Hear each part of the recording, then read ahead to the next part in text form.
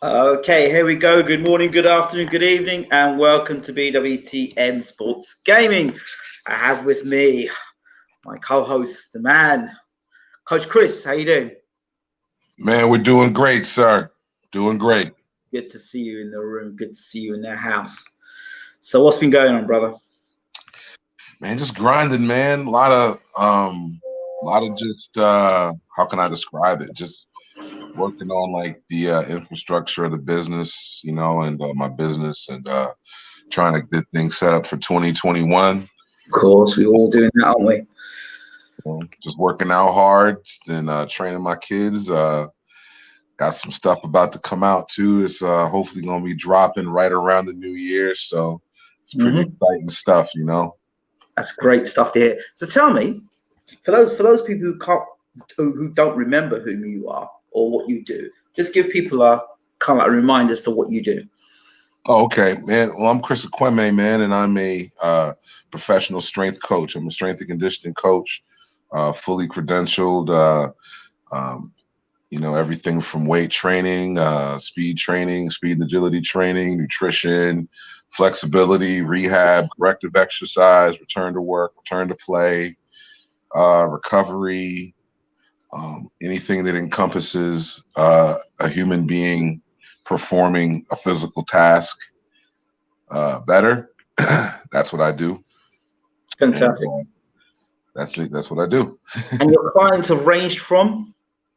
Oh man, I've trained, youth athletes, cheerleaders, all the way from age 10, all the way up and through middle school, high school, coach college kids, trained some pro guys, pro baseball players, couple pro football players. I've done like combine prep, like guys trying to get ready for the NFL combine or for their football workouts. Yeah. All stuff that I've done like myself. So, it was pretty seamless transition to help other people because I was a pretty good workout warrior, I guess you should say. So, yeah. So where are you based? I'm in Maryland, but I encompass the whole DMV area. Honestly, man, just chop it up and let's see how we can make it work. If it's something short term, it's nothing to come up for like a week, stay in a hotel, do something for someone. Work someone's camp, something like that, or virtually, and just everything, like I've been talking to some folks about boxing recently. That's come across people trying to, people, just like finding out like what I do. So it's like, so how could that work for boxing? And it's really cool, like with boxing, it's just be something where you just turn the whole situation over to me. And I just take care of like the food, like for training camp, like just give me the budget. Tell me what you want, man. I'll order the food. It'll be healthy. It'll taste good. You cook as well? Nah, I don't cook, man. I'll order the food, man. Like I'm not, like I mean, I can cook, but I'm not gonna do that because I'm too busy working on like the fitness stuff. So right, okay. But it would be just more. It would just be better for me to get someone to cook it or go to a restaurant. You know what I should do? I should team you up with my sister Lisa Cos because she does the food. She actually did food. She did the food for Cesar Jesus. I can't remember his last name is him, who's a world champion, and she also Brandon Reeves. Yeah, and she cooks probably really tasty food. I'm guessing. You know what I'm saying? So like, just hit her with the what you think about whatever nutritional requirements are, and then you just take it from there, and you just order it and have it there. Just call it training table, like you just order the food, like sparring partners too can eat it, you know what I'm saying? Like whatever, like it saves on it's cheaper to just get the food made and have it sent to you there rather than to go out and all get it, man. Because like restaurants will hook you up if you're trying to feed a bunch of people. You know what I'm saying? So and it makes it easy. It takes it off. It takes it. The thing about it too is it takes it off your desk. Like you ain't got to worry about it. Yeah. I would just order what I want and you just bring it around here. And now I can focus on hydration plans, recovery, all that. Because I'm doing the hydration plan, supplements, the vitamins. Got to be on top of all the you know, the drug testing, all the supplements, make sure everything is safe and clean, make sure it's nothing sketchy, no sketchy supplements, no sketchy unknown type stuff.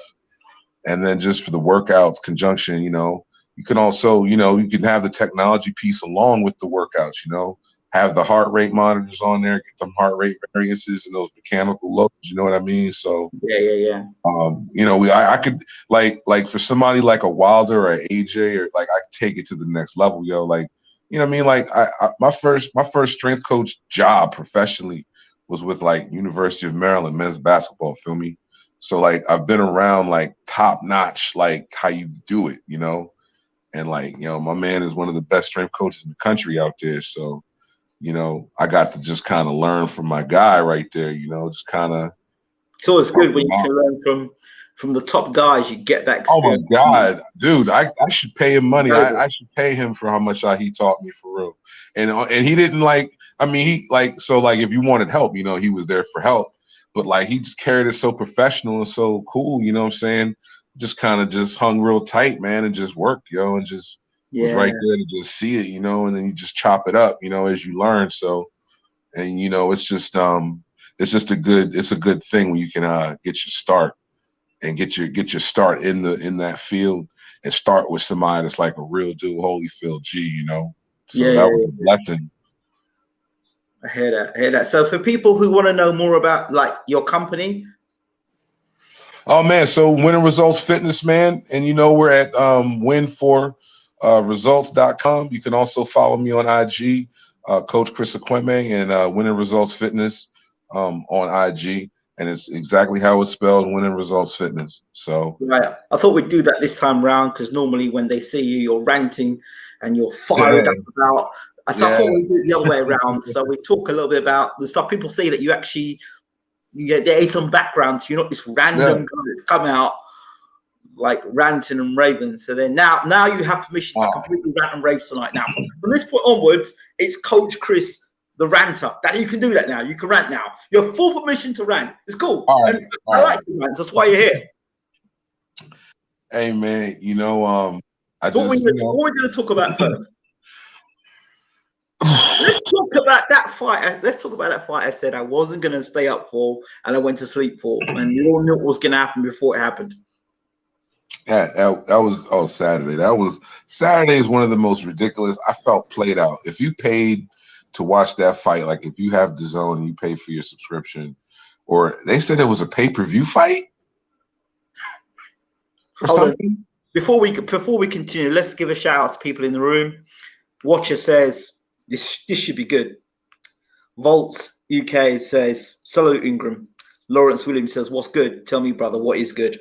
What's up? What's up, Watcher? Shout out to the Watcher, Ingram and Coach. Salute to you, bro. Coach. Coach has decided to disappear. He's cut out for a second. Don't know why that is. We'll back him in. He says, is Wilder 3 going ahead or more clout? Bro, sit back and listen. Hey, Ingram and Coach, hope you're good. Canelo versus Benavidez, outcome? I'll answer it as soon as Coach Chris comes back. Bro, he gave me a heart attack. What's going on there? Nah, man, my screen froze. I tried to hit the chat button and it was frozen. So I just back. You've had a lot of people saying welcoming you and saying good evening to both of us. So good evening to everybody that's in the room. Don't forget to rate, subscribe, smash the notification bell as well. And tell others to do it as well while they're in the room. Okay, so I want to leave the Wilder Fury thing till you get really pissed, and then we'll talk about Wilder Fury. So I'll stoke you up, wind you up a bit, and then we'll let you go. Wind me up, man. Hey, man. I wound Brother James up today. I started getting to today, asking him about his questions about Canelo, and it was fun. A good bit of fun, bit of banter. But let's talk. I can't. Canelo Smith. Now, like, first of all, the way it was sold, it was a fight before that, the night before. The fight before that, the night The fight, nigga. Yeah. Gennady Golovkin, triple slower Golovkin, yeah, versus who? He fought this plumber from Polk High School. I think he fought Al Bundy. One touchdown to the game. Listen, if Golovkin hit me, I'll probably fall over and never get up again, yeah. But it's like watching it was like watching like something in slow mo. You know, something pushes a slow motion button, and it's like Triple G needed it. And the guy that was getting hit, he's like he was like he was getting hit by Muhammad Ali. How fast the punches were coming, and Golovkin's like boom, boom, boom, and the other guy's like you get hit with the uppercut. Boom. I like at no point in time did that guy was get hit with the uppercuts. Like I got hit with the uppercut once. Maybe I don't want to get hit with the uppercut again. No, I'm gonna get hit with the uppercut again. Boom! I got hit with the uppercut again. Man, Triple G needs to sit out somewhere, yo. Triple G. Always sit down. Somewhere. Triple G. I don't even want. I'm gonna leave Triple G alone, yo. I can't even go there tonight with Triple G, man. But you know what I like? It's a long day. I don't have the energy. I can't talk about Triple G, Canelo, and Fury Wilder. That's just. They're asking the question. Sanity. Has Triple G improved under Jonathan Banks?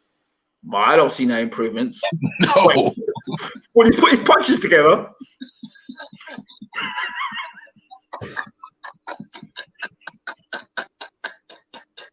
Look, are you selling this guy? Man, Triple G. Let me tell you, Triple G, man. Like up to this day. This is not a knock on Triple G, yeah. But up to this day, I'm still waiting for somebody to answer the question: who at world level has Triple G knocked out? I don't mean stopped in their feet. I mean knocked out cold. Who? Name me one. But he's this awesome puncher. He did. And look, Ingram, you got to give Triple G his credit. He beat the hell out of a lot of cab drivers now. Like, look. When you talk about beating the hell out of a cab driver, Hold on. They say the same thing about Deontay Wilder. He beat a lot of cab drivers as well. So I mean, come on. No, man, but Wilder fought them cab drivers early, man. Like, you know, they fed him the cab. Like that's what you're supposed to do. You're supposed to get the cab drivers your first 15 fights. Really, that's really what you're supposed to do. You know. But I mean, he fought live guys, man. Like he fought, you know, Ortiz twice, Fury twice, Spilka, Gerald Washington, Stavern twice, Molina, Brazil. Okay, all right. So he's fought live. Who else is there at heavyweight to fight? If I'm gonna slam GGG, right? But I have to keep it. You know, I like to keep it balanced here, right? How many of the guys that Wilder knocked out is going to be Hall of Famers? Hall of Famers. Well, how many killers has he fought?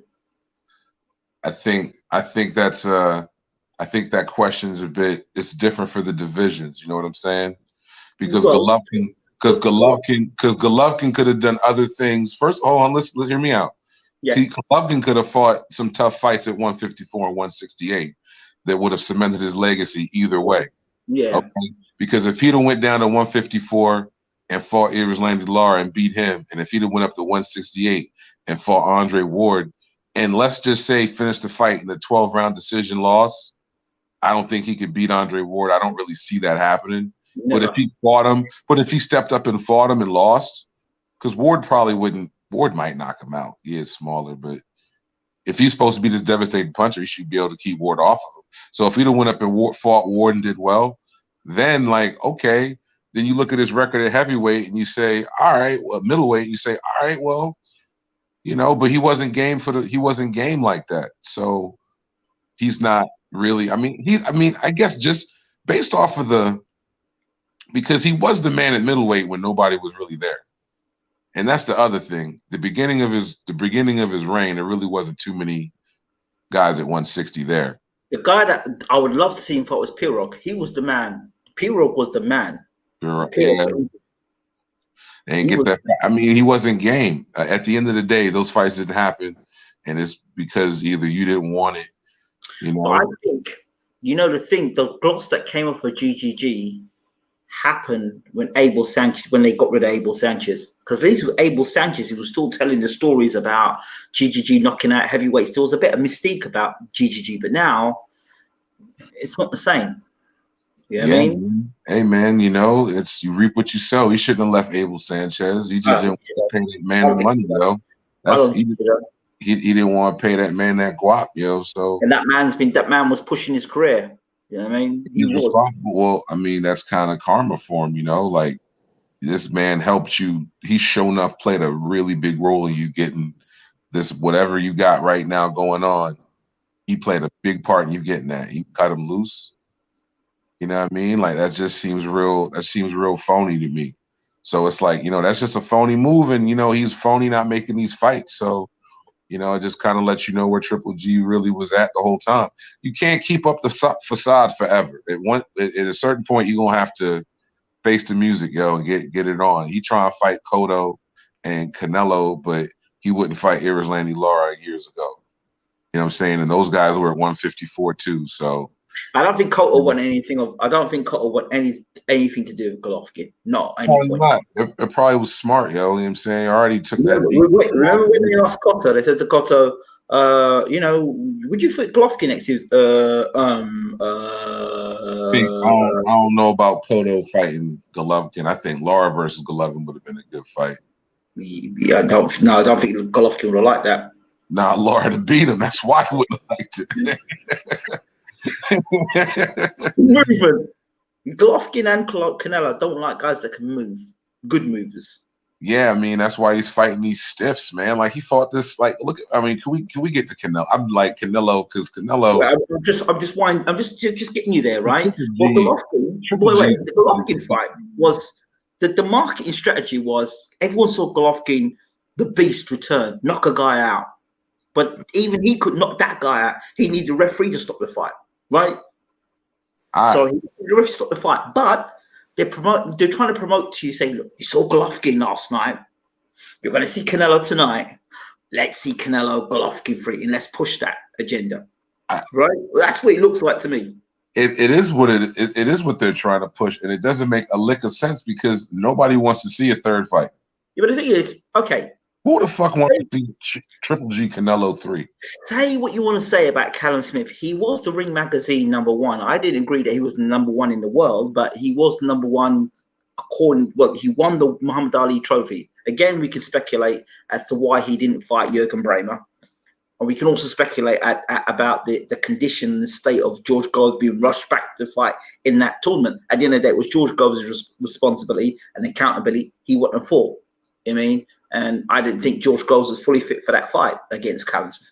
That's beside the point. He wins the trophy, and he's considered #1. But he never fought guys like James DeGale that was around at the time. He never fought Durrell, right? He was offered to fight. What's the guy who moved to light heavyweight? The WBO champion. He pulled out of that. He didn't want anything to do with that. So to say he was the best super middleweight in the world. Who says that? Well, listen, this is what I was saying. That's silly shit. He was being considered the #1 in the super middleweight division. The #1.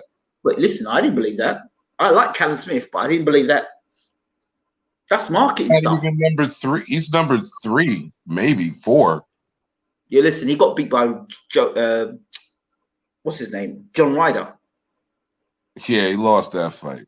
And John Ryder should have been fighting Canelo. Look, not him. Let me tell you something. Canelo is a sucker, dog.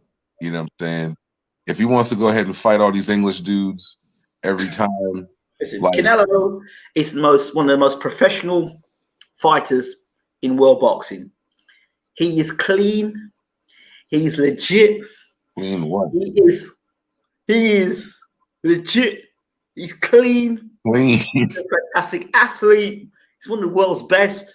He'll be one of the greatest fighters ever. He's going to go down as.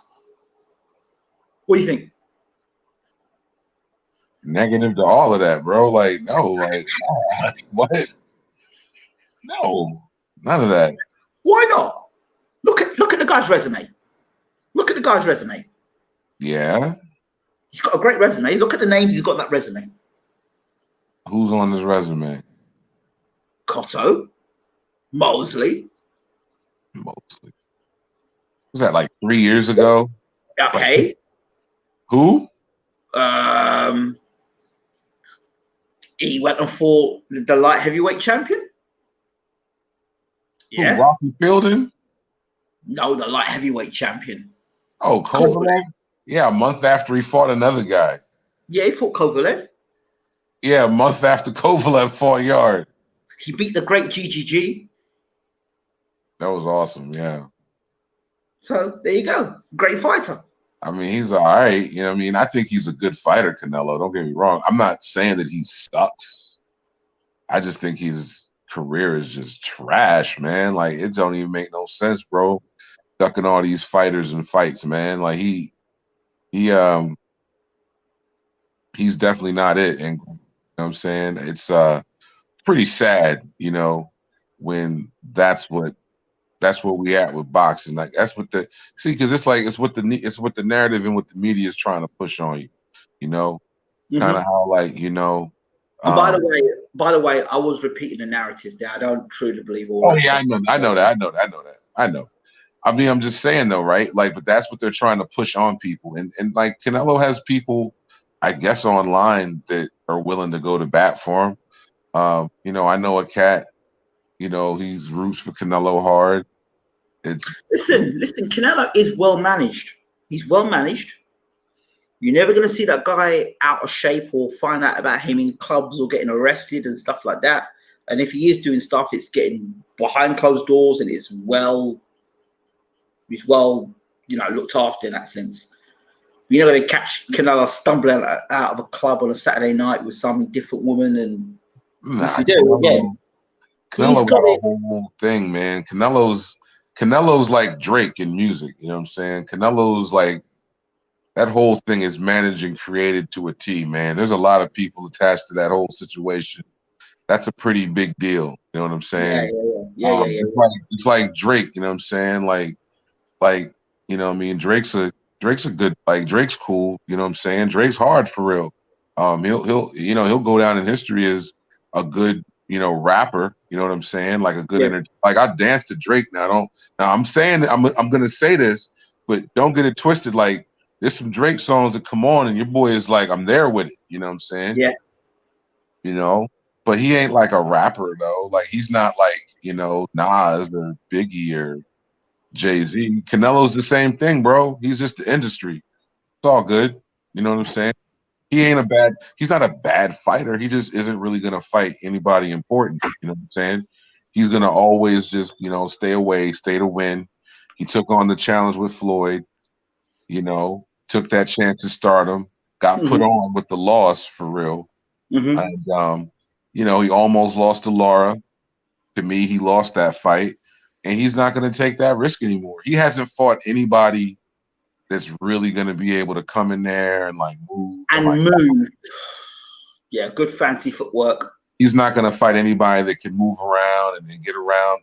And like, obviously there's a whole lot of things going on with Canelo that's kind of like shady, you know what I'm saying, as far as like the testing and testing limits. Okay, let's talk about let's examine that. From when he started his career, was it welterweight he started or middleweight? I can never remember. I think he always was a super welter. I think he always was a 154. He might have came in at 147. I can't remember. I can't remember myself. I'm trying to think. I think his first belt was at 150. Do you know what? I still can't understand.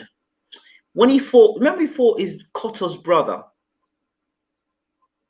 I can't remember the brother's name. He fought Miguel Cotto's brother, and he got rocked by Miguel Cotto's brother pretty badly, rocked. But since that time, he's fought guys that hit harder than Miguel Cotto's brother, and not once has he looked like he's been seriously rocked since then, like that. Hey, so did he grow some sort of massive beard? Well, what did he do to get a chin like that? I don't know. Maybe he didn't see that punch coming or something, because he's always had a pretty consistent beard to me. Yeah, but that mind you, he might have been younger then. That might be something to do with it as well. But I don't know. Maybe it's because he was, 154, 147, and I mean, I think he has a pretty decent beard. I have no reason to think he was taking. I mean, he's been hit by Golovkin. He's been hit by guys that can punch a little bit. And none of those guys have those guys are hitting cleanly, and none of those guys have made him react in that way. I don't know. I mean, Canelo, man, that whole thing just seems real weird to me. Like, it just seems really odd. Like, he isn't going to fight Demetrius Andrade. It's not even like a thought to fight him. And like Demetrius Andrade literally is on like the same. Hold on. Platform. Look. I appreciate opposition. This is the same argument I have people with Crawford and Spence. Get your business and marketing together. Andrade is business marketing is whack. Yeah. Just like Crawford, whack. Might be great fighters, but their business is whack. No. I mean, who knows about Andrade? Who knows about Andrade? Who the hell knew about Rocky Fielding? Exactly. But who cares? Well, I mean, he fought, but Canelo fought Rocky Fielding. Rocky Fielding was the feed. Everyone knew Canelo. Rocky Fielding just the feed. He's the feed. So then why isn't he fighting? Then why can't he fight? Then Canelo doesn't have to fight them guys because he's got his marketing down to a T. He's got his shit in order. See now, it's okay. How many other guys in that weight category can you say have got their marketing down to not just them fighting, have got their marketing down to a T? And how many have you got? Hey, you got a point. None of them, I guess, really. I mean, Charlo, he ducked off from Charlo. Yeah, but he ducked off from Charlo. Charlo's another one. Charlo is another one. He's starting to rise now. He's starting to rise now in terms of marketing. He's starting to get there. Working with PBC, he's starting to get there. You're starting to see his rise, fighting on pay-per-view shows, and yeah, you can see that. But he's not in the Canelo stakes yet. Come on. Okay, look at this. Manny Pacquiao, right? Like it or not, he'll get to Errol Spence faster than Crawford. 8 division world champion. He'll go into the Hall of Fame, Manny Pacquiao, without a shadow of a doubt. The resume that guy's got is incredible. Plus, he's well known around the world, Manny Pacquiao, right? And loved. So that's a great fight. And he's a ticket seller. He sells tickets. He can sell out an arena by himself. Canelo can sell an arena by himself. That's business of boxing. Man. That's the business of boxing. Man, Ingram, I hear all that, man. But wait. What does Andrade bring to the table? What does Billy Joe Saunders bring to the table? Charlo, I love Charlo, but he's still building that resume. What? Charlo has way more fans than Callum Smith. Charlo has more fans than Callum Smith and Ricky Fielding combined. Wait, but hold on. Charlo just did a pay-per-view during the pandemic. I know, but Callum Smith has fought in that World Boxing Super Series. If Charlo fought in that World Boxing Super Series, he's World Boxing Super Series. What's that? How they gonna have a World Boxing Super Series at 168 and David Benavidez and Caleb Plant wasn't in it? Listen, wait, Andre Ward. That was trash then. Wait, Andre Ward was in that World Boxing Super Series. Don't tell me that didn't do anything for his career. Now, the people around Andre Ward were whack themselves. They didn't have to promote Andre Ward. That's why Andre Ward ended up having. Andre Ward was in the tournament, but Andre Ward was in the tournament at 168 when it was. Andre Ward came into that tournament unknown. Nobody knew about Andre Ward when he came to that. But that tournament had real dudes in it, though. Exactly. That tournament had everybody in it, pretty much. Well, there were some guys who weren't in it. Who wasn't in the tournament? Who missed it? 168. Who wasn't in it? There was a couple of guys that won in that tournament that were. But here's the thing: how's the tournament not going to have David Benavidez? And David Benavidez is easily the best, by far the best at 168. It's not even close. David Benavidez beats all these dudes. So I don't, you know what I'm saying? Like, we talking about Canelo. Canelo need to take his ass back down to middleweight, really, because he's sitting there not trying to fight David Benavidez. He's looking soft, yo. He looking real soft, and he trying to take his belt, and he trying to fight some nobody to take his belt that he lost on the scales. That's so corny, yo. That's so corny. If Canelo does that, that's corny, bro. That's corny. Yeah, listen That's to this. corny. Here we go. Listen here. Andrade ain't shit commercially. Desoni's world champions. Charlo Eubank Jr., but that's a great fight. We know that's a great fight already. Listen, Charlo Eubank Jr., I think that's a great fight. I think it's a great fight. Yeah, Charlo beat the brakes off of him. But that's the fight he needs. I like that fight. Somebody Jamal is clearly more known than Andrade. I agree with that totally. He's doing 4 million on Fox just from his training. Yeah, them behind the scenes joints. Yeah, that's what I'm saying to you. So his brand is growing because he's getting his marketing shit in order. That's why. That's why. And that's why a lot of people don't get it. Oh, yeah, Spence is ducking Crawford. I'd duck Crawford too. Because he don't make financial sense. He's a poor man coming to a rich man's table. It don't make sense. I mean, you got money. I mean, make the offer that makes sense, man. It's 70-30 makes sense. Whenever the fight is, hey, look, you know what I'm saying? You just got to make these fights happen, yo. Listen, just make the fight happen.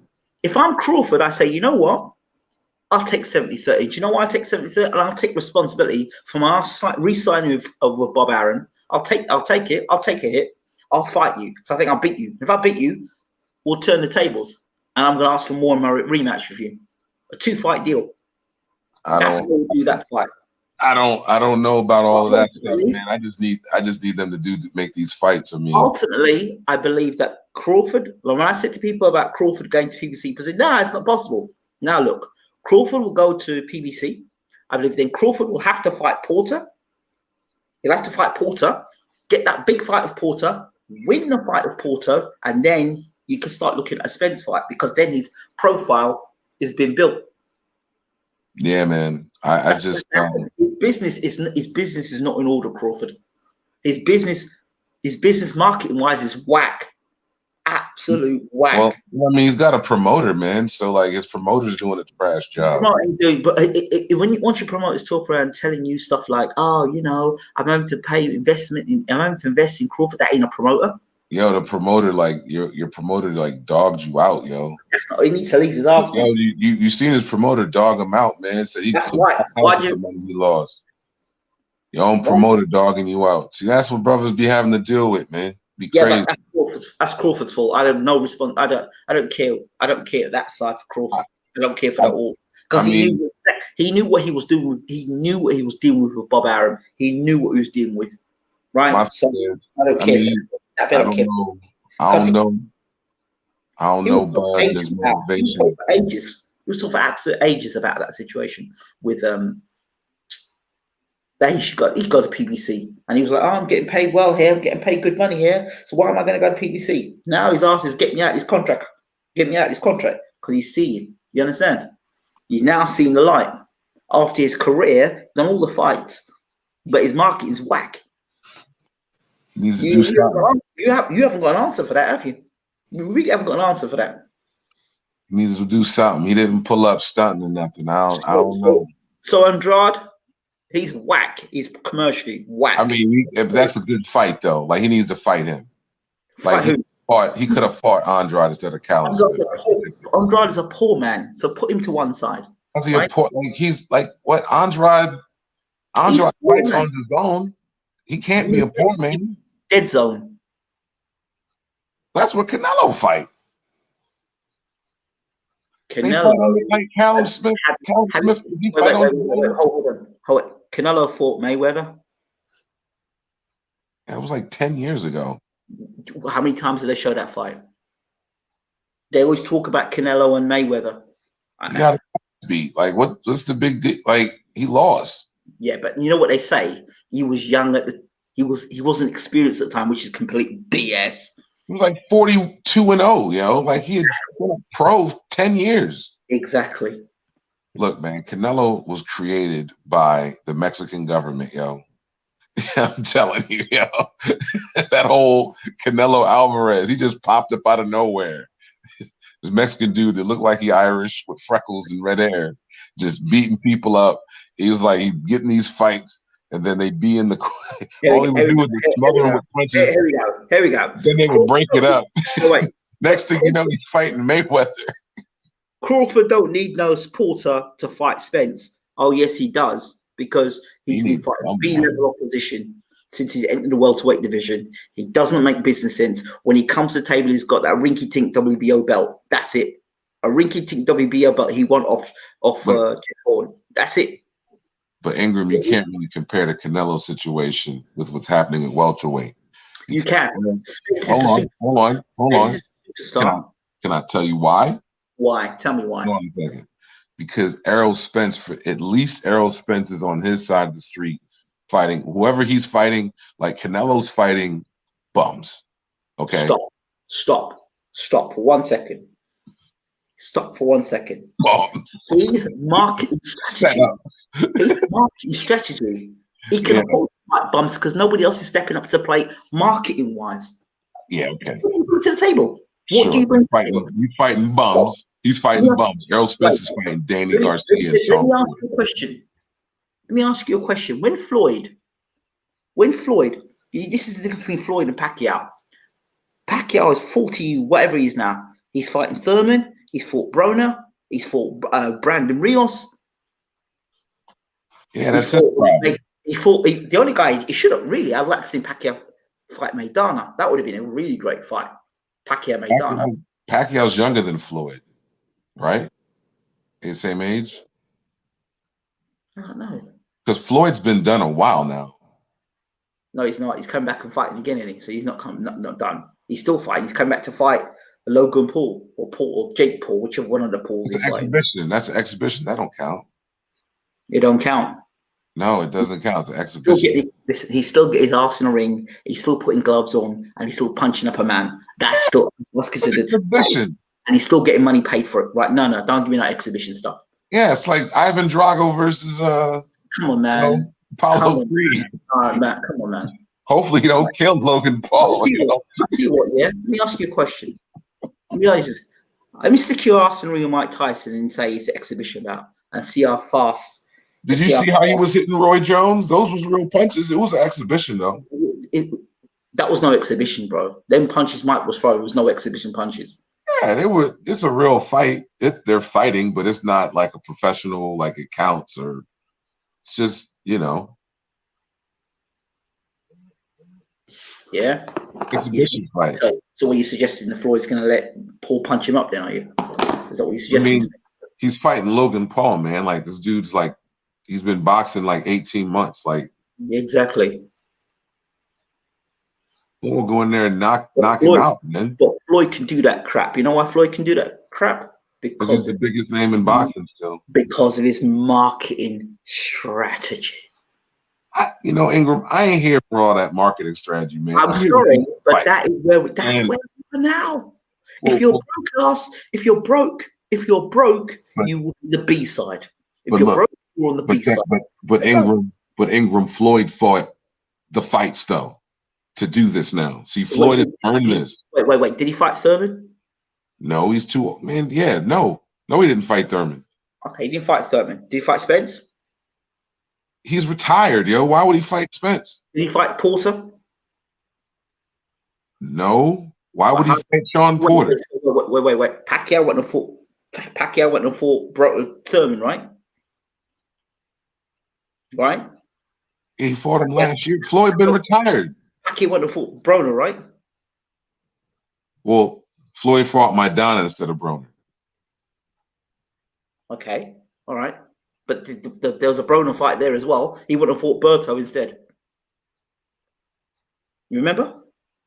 Could have fought Broner. Broner. He would have fought Berto instead. I think that was a little personal. I'm not like the last couple fights with. The point is, the last couple fights with Floyd, that doesn't count. But Floyd from 135 to 147. Yeah, money Mayweather. Every single person. We know that, but what I'm saying to you is that you earn that. See, here's the thing though. But see, here's the thing though, Ingram. Canelo ain't fight them fights.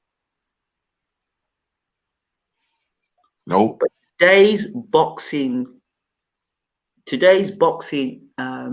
casuals or viewers accept Canelo. When they look at the height of Callum Smith and they look at small Canelo, they go, wow, the small guy went and beat up that big boy. That's what they remember in their mind, the image. Man. That's what they remember. But they won't take into consideration Smith had 4 weeks to prepare. They won't take into consideration many other things. Right?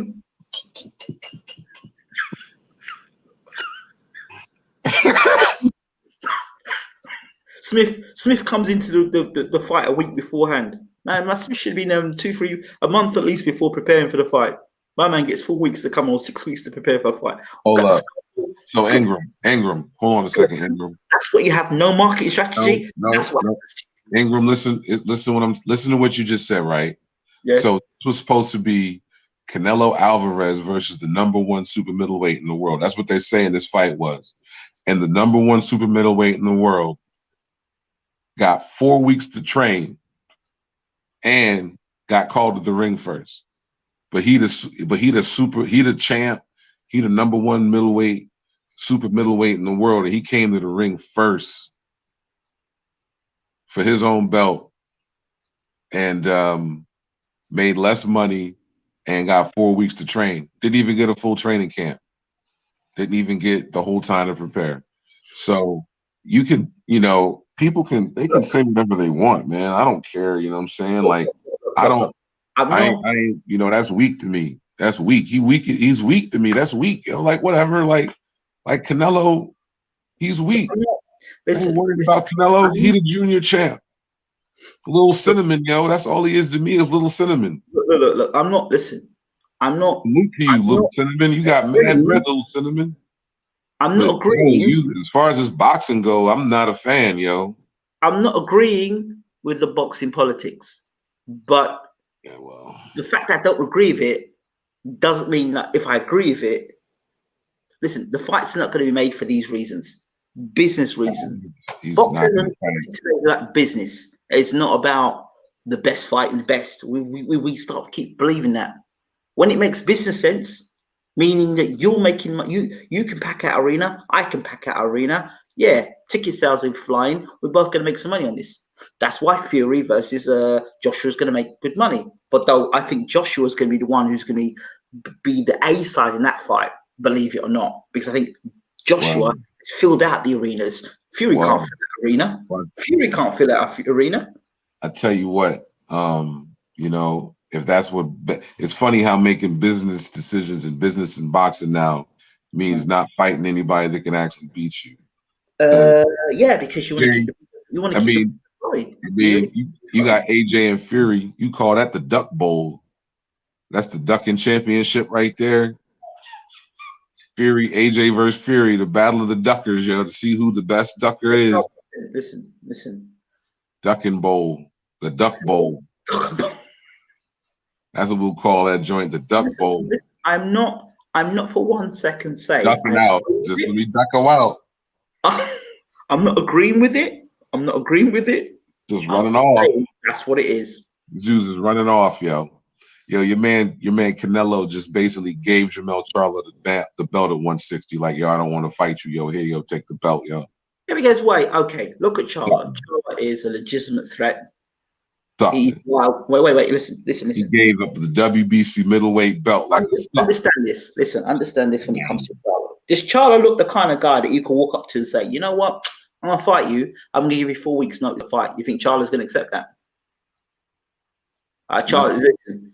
Hey, listen. You take. So that's what you need to do. You need guys to train. You only gonna allow guys to train for a month for you. That's yeah. Listen, you are. You take 30. You take 30. But I mentioned this before about Canelo. This is one of the strategies they use. They train themselves to get themselves into great shape, get themselves ready, do anything they've got to do, and then they make their announcement when they've already been training for you for months. That's how Canelo works. It's weak, yo. It's not weak. It's just strategy. It's not weak. It's strategy. You're a weak ass. You're a weak ass if you got that strategy. You a sucker. But that's what's going on. And if you're not strong enough mentally, like how Billy Joe Saunders has done, he's like, you know what? I ain't taking that. I'm not standing for that. I want to come into camp and fight for you properly. I want to come to America, get proper training, proper sparring, be there acclimatized, and then I'll fight your ass. That's what Billy Joe Saunders is saying. And for that, I can't respect him for it. Whether he'll actually fight Canelo or sabotage the opportunity to fight Canelo is another matter totally. Because Billy Joe was real trash, so he'll probably pick Billy Joe. What's that? I said Billy Joe looked real trash. So he'll probably pick Billy Joe. Whoever the easiest fight Yeah, is. yeah. Well, I'm hearing rumors that Vildrim could be next, and I sincerely hope it's not Vildrim next. Who'd you say? Vildrim. Vildrim? Is it Vildrim? The guy Vildrim? that the guy that fought Who? the guy that fought what's his name? He fought what's his name? Eubank Jr. Eubank Jr. knocked him out. Oh, so he gonna fight somebody Eubank Jr. knocked out? That's what he gonna do? I believe I'm hearing that. That's who Canelo's gonna fight next. Because Canelo was gonna fight him before Smith, remember? And I remember with Floyd, though, you know what I'm saying? If you're going to fight Floyd, he going to only fight you off a big win. You know what I'm saying? You needed to win some fights, and then he'll fight you. Yeah, so Canelo's going to say, well. So Canelo's just bottom of the barrel, like, you just got knocked out. Come on, let's fight. I think this is mandatory, though. What mandatory? You say this is mandatory for him to fight. What belt does he have? Canelo got the Canelo belt. Let me tell you, Canelo's the phony, yo. That's just boxing. That's the Mexican government, bro. I'm telling you. Canelo make up his own weight classes. Canelo weight. He give you a month to get ready. You want this money? Fight me a month. He had your man Callum Smith in there. Callum Smith, 2 feet taller, didn't throw no jabs. Listen to me. What did I tell you was going to happen in that fight? As soon as Canelo got to him, well, I told you it was coming. You know, I will tell Callum Smith this. I want to call him. His nickname shouldn't be the One. They should call him the Man of Steel, because them ribs must be made of steel. Man, and that whole fight was crazy. The sad thing about this fight is that I think Callum Smith could be a better fighter if he left his trainer. He could be a much better fighter.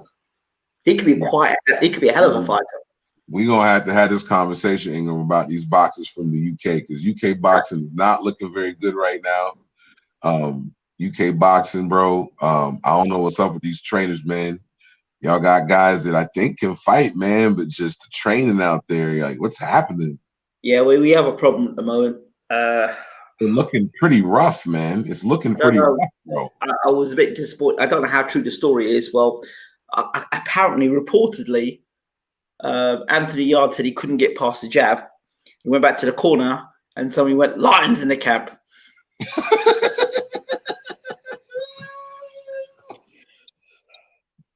Apparently, reportedly. I don't know. That's the coach in the corner. Lions in the camp. Lions in the camp. I can't get past the jab. Lions in the camp. I don't know. He got more coaching than that. He had to. Well, I've heard other coaches say. Yeah, I mean that jab, boy, that jab versus an English fighter, yo, is just, man. It's a UK fighter, kryptonite. The jab, like, I tell you what, yo, you come with a jab to the UK fighter, and you are guaranteed the victory because y'all are not handling jabs.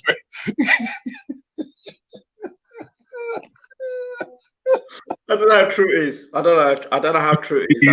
As long as you can put that thing out there a little bit, you made Daddy Dubois just.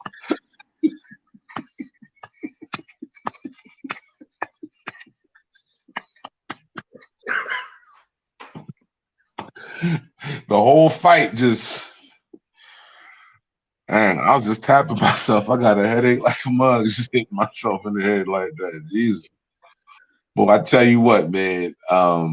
Yard, he just, man, like I like Yard. I think he's a good fighter. I still think he could definitely be pay-per-view and a superstar. I really do believe he can be. I just think that he don't fight, yo. Huh? He don't fight. He just was in there looking cool. He didn't fight. Like, I was like, dude, you gotta throw some punches in there. Well, it's interesting between Yard and Danny Garcia. The tail of the 12th round. You look at Danny Garcia in the 12th round, like from rounds 1 to 11, he did nothing, and then in the 12th round, he came out with a big burst. I think that's a little different because I think if he'd have opened up like that earlier, then you probably would have opened up to a beatdown, bro. Like, I don't know if he necessarily wanted. I mean, because with 25 seconds left in the fight, yeah, Errol Spence is like coasting to a clear victory. He's beating the shit out of you. So you're gonna throw some punches. So it's like, yeah, I was throwing. But like if you did that in like the 7th round, opened up like that, your man Errol is, oh, okay. You trying to go to war like with Sean Porter? All right, cool. Like, I don't think he wanted them body shots in return.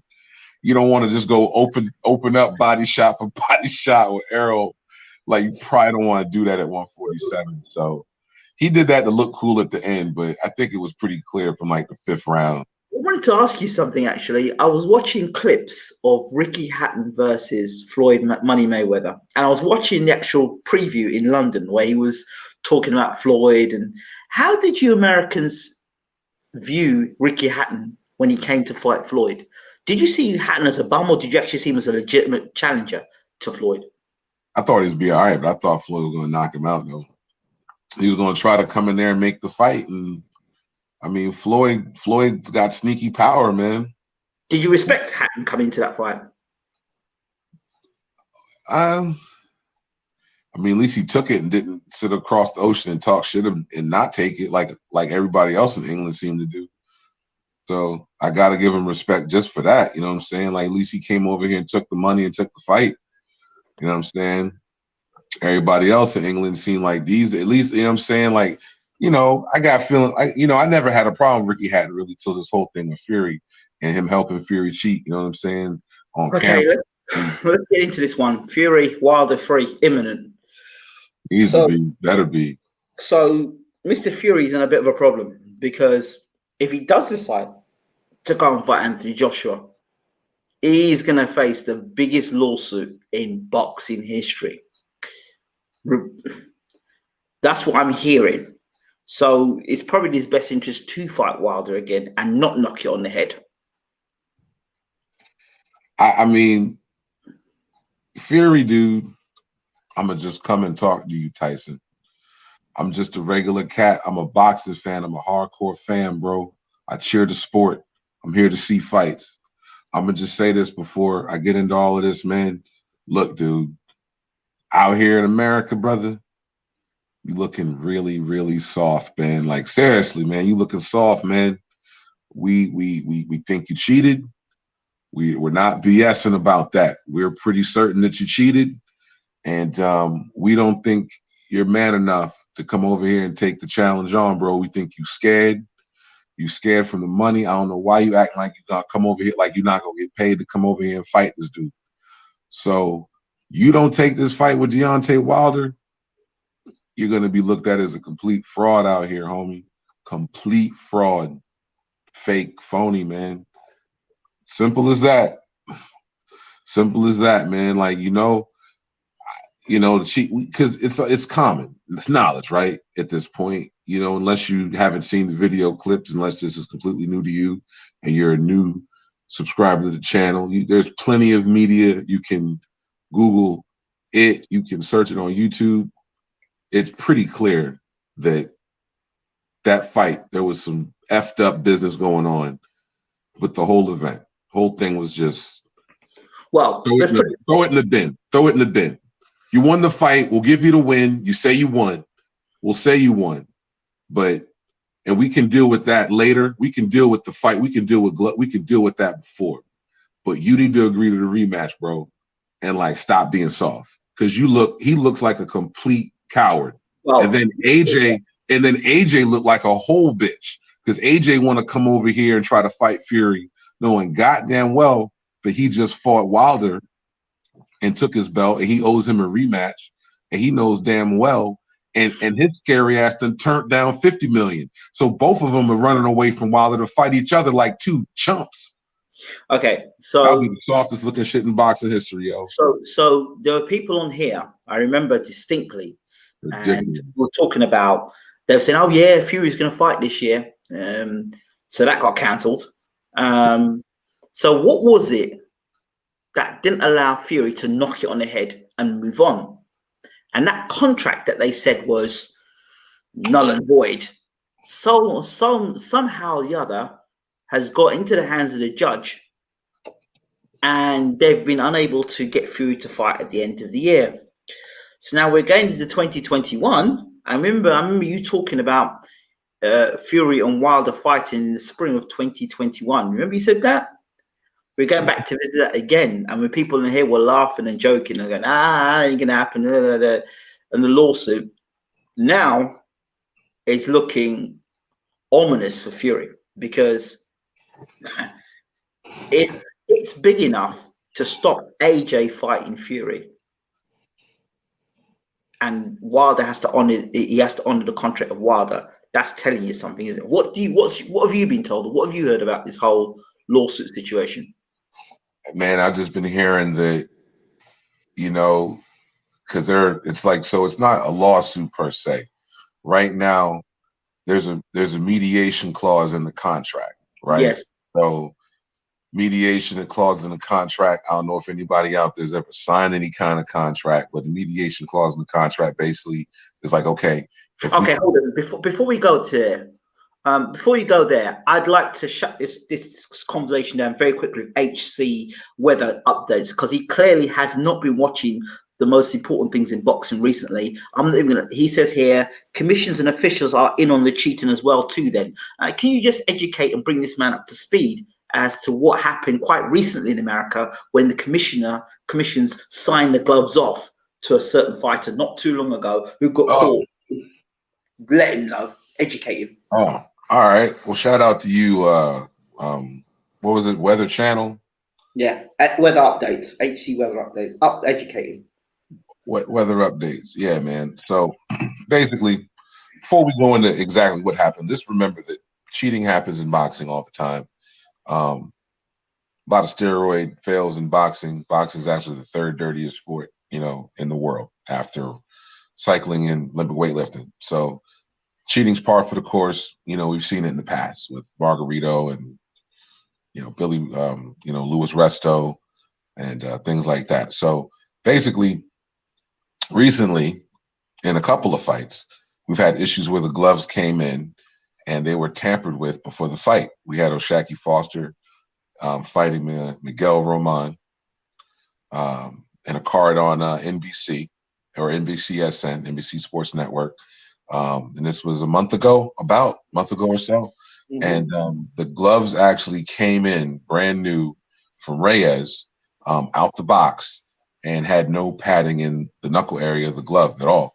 And they weighed this, they put gloves on a scale and weigh them. That's how they check the gloves. And oftentimes, and what we're finding out apparently is that there is no putting their hands in the glove to test the glove to see if there's padding in the knuckle area. And depending on the type of glove, that you have, you know what I mean? You can actually move the padding back and forward in the glove. You know what I'm saying? So that just happened in a fight. And then also you have the fight with, thank you. Mm-hmm. Then you also had the fight just now, a couple weeks ago with Usyk and Chisora, where Chisora ended the ring with prior used gloves or something like that. I think they were Dillian White's gloves or gloves that had no padding in it or something, or used gloves. So throwing out that accusation, and then obviously you can look at the videos, I'll just say like this, man, you don't have to take my word for it. Don't take my word for it. Look at the videos. Look and see for yourself. Look at the pictures. The WBC endorsed those gloves. They were WBC endorsed gloves. I'm gonna tell you right now, even Wilder and Fury fight or don't fight, those gloves, that's a problem for a lot of people, man. Like, and now that everyone's checking gloves, there's no evidence has been debunked already. I mean, and the thing that's crazy is now everybody's checking gloves though, right? Like everybody's checking gloves though, like Povetkin before he fought Dillian White. They were all on Dillian White's gloves, had the hands in the gloves, like, oh, we're just checking the gloves. Now everybody's all nuclear about the gloves, There we go. You can't just accuse people of cheating because your guy lost when your own commission officials said no. Maybe, but no to official evidence. Oh dear. Well, bro, what can I tell you? That's my opinion. And those gloves were endorsed by WBC, from what I understand. Those same green gloves were endorsed by WBC. They got the picture. You can see the knuckle. You can see the finger lines in the glove, in a pair of boxing gloves. Wilder sustained a cut inside of his ear. The name of the trainer. I need to get him on the show. The guy that got invested, the trainer. I need to get him on the show. Bro, your man Wilder had a cut inside of his ear that was bleeding that needed stitches, yo. How you get a cut ear with boxing gloves on? That's not possible. If it was just 10-ounce gloves, that doesn't happen. Well, this only happened. It happened in that one fight. You mean you can see the ear? I mean, you've seen the ear come off, and it's turned out that those are tampered gloves too. Yeah. Anyway, let's go on. Let's move on because some people you can't convince. But as far as I'm concerned, an incident happened less than a month ago where it was clearly proven that the weight corner was cheating with gloves that were tampered with, and that fighter's gloves were they got rid of the gloves. They had to wear some other gloves instead, right? And he got the shit beaten out of him, right? Correct? Yeah, Shaquille Foster beat the hell out of Miguel Roman. Right. They tried to go in there and put the funny gloves on him, man. And the commission accepted those gloves were okay. The commission approved the gloves, but Shaquille Foster's trainer put his hand in gloves like there's no padding these gloves, and it was the A and the B pair of gloves that came from Ray, as Ray knew. Right. That were like that. So it is possible. And you know what? Fury's cheated in the past. So and here's my thing. Wilder put that video out. He ain't suing nobody. But he gonna sue that newspaper that wanted to nominate him for some award. He gonna sue them though. He gonna call the lawyers out on them though. Man, whatever, yo. We know it. Like it's easy to see. And then AJ and Fury together, they look like two chicken bird lovers just trying to come together. My suspicion is I think Joshua wants to fight Usyk. I think Joshua's going to fight Usyk, and I think Fury's going to end up fighting Wilder. That's what I think will happen. Yeah, and it's going to be the end of Tyson Fury, yo. Not going to see him for a while after that. So how much evidence has Wilder got to enforce his third fight, would you say, from what you're hearing? I'm hearing that it's just going to have to happen, man. Like, I don't see how it doesn't happen, man. Like, you don't, there was rumors of it happening again, either, I think somebody said back in America again. Definitely. Pay-per-view. We're the only place where you can have a big gate and charge money. Yeah, it has to be back in America. Yeah, man, you go to Texas, man. They got huge stadiums out there. And people will pay those premium prices. And people will order $80 pay-per-views. You know how many people going to get this pay-per-view because of this cheating stuff? You think people don't want to watch it because of the cheating? More people want to watch it because of the cheating.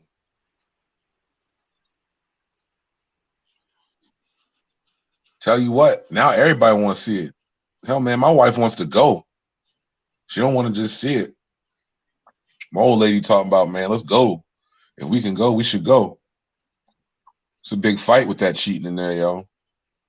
So Wilder gets the opportunity to come back and prove himself as well.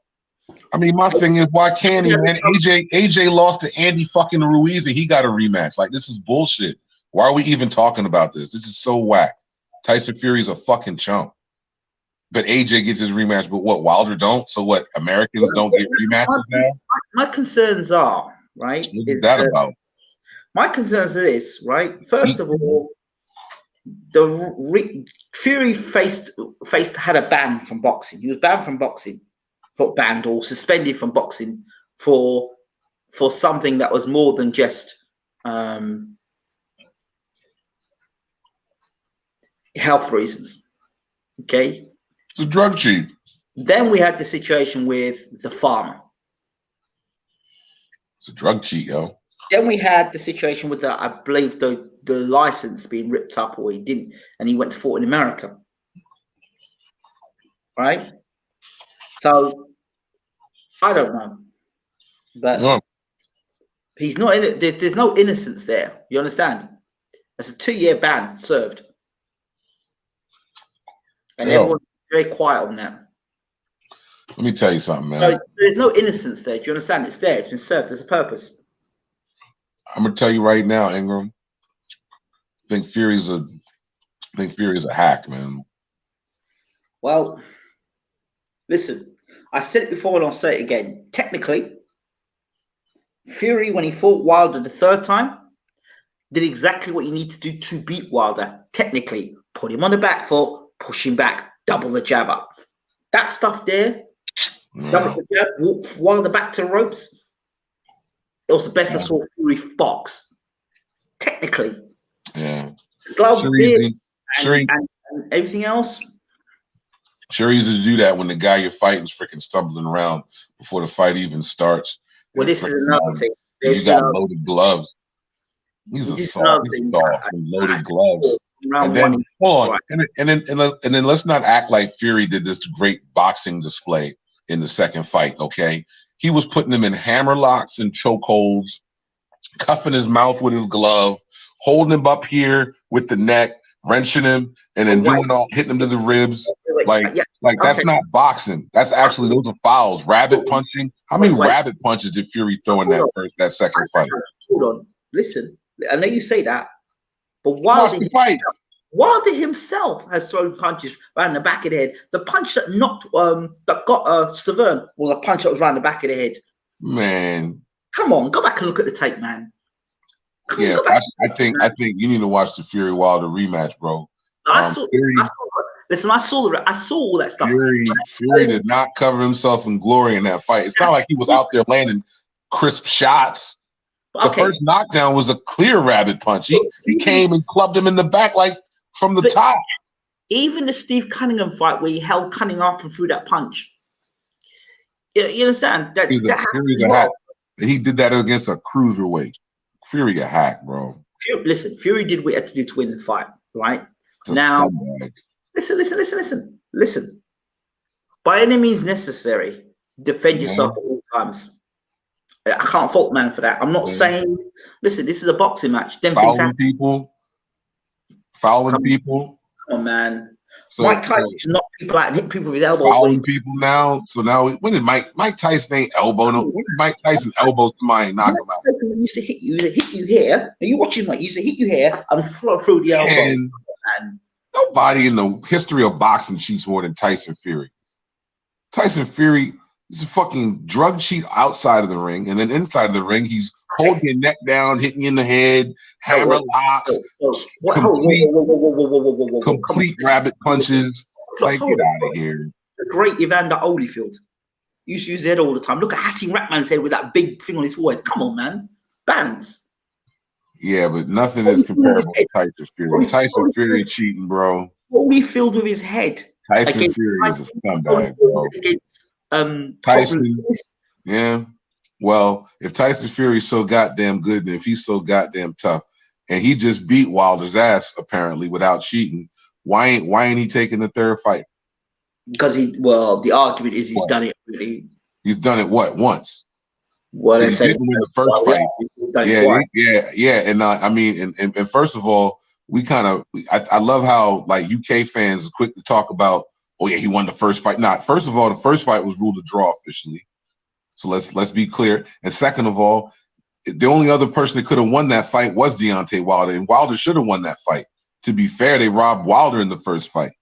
To be fair, look, the count that Fury had when he was down, many referees would have stopped that fight. I know in the UK they would have stopped that fight. They would have gone, okay.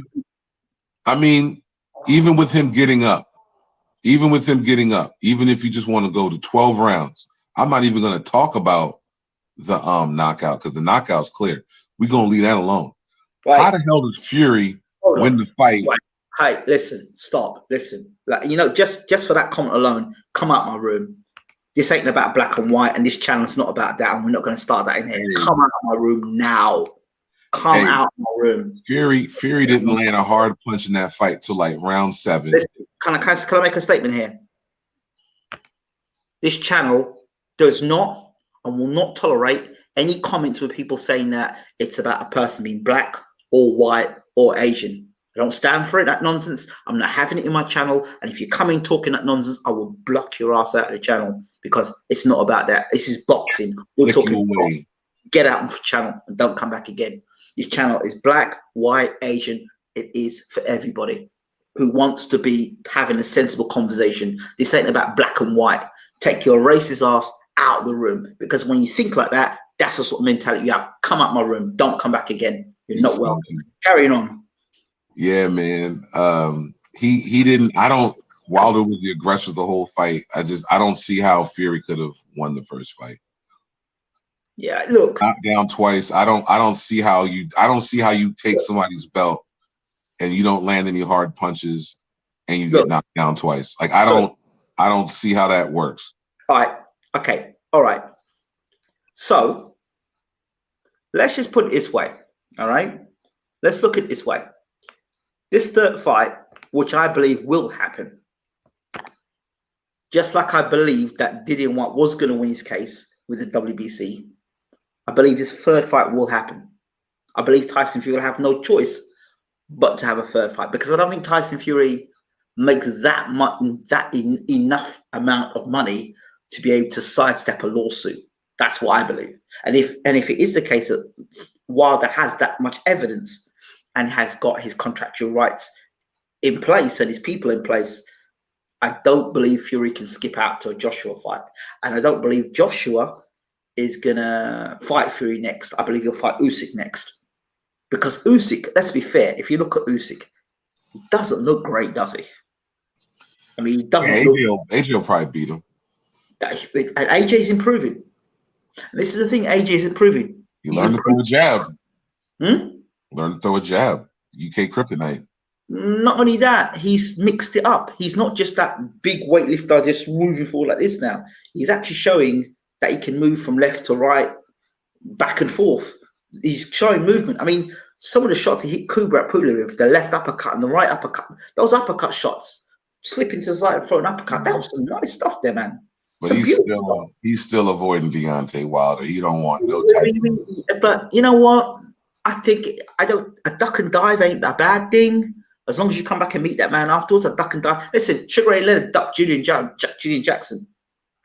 Sugar Ray Leonard blatantly, there was a telephone call, it was a press conference, and a telephone call came through. And Jackson, they asked Sugar Ray Leonard, would you fight Julian Jackson? Straight duck, no.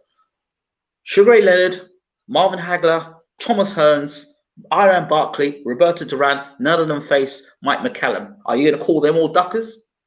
They were old, though. Manny Pacquiao fought Floyd Mayweather. Was Pacquiao young? Yeah, man. Manny was Manny's younger than Floyd. Don't come with that, man. Don't come with that. You know exactly what I'm talking about here. Mike McCallum was the man. He was around. And none of them guys wanted it. None of them guys wanted it. None of them guys wanted Mike McCallum. McCallum got plenty of good smoking, though. None of them guys wanted Julian Jackson either. Yeah, but you know what I'm saying? Julian Jackson. Roy Jones wanted nothing to do with Jerome McLennan. You know that. I know that. Come on. Is that ducking? Is that ducking? Are you going to say the great Roy Jones is a ducker? Talk to me. Come, bring that smoke.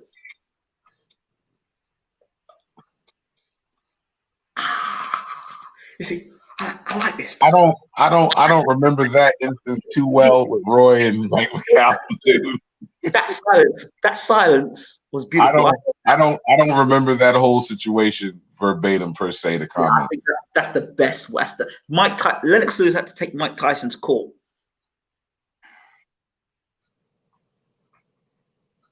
Come on, bro. I don't remember Roy Jones and Mike McCallum. I don't remember how that worked out. You know, Riddick Bowe dropped the WBC belt in the dustbin. Oh yeah, he did. Do it right in the trash basket. Like yeah, that's the great Riddick Bowe. Yeah. I don't know how great Riddick Bowe is. I mean, Riddick Bowe was a great fighter, man, but he was just so unfocused, man. So when we talk about Lennox Lewis, when we talk about duck, just remember there's a few ducks in your own backyard. Oh, I'm not saying Americans don't duck. We duck. You got selective memories about ducking. No, Sugar Ray Leonard definitely is a ducker. You know what I'm saying? I love Sugar Ray. I mean, Sugar Ray is a good fighter and everything, but Sugar Ray was Roy Jones Jr. Roy. All right, hold up, slow down, slow your Roy, roll, Smoking Joe, slow your roll.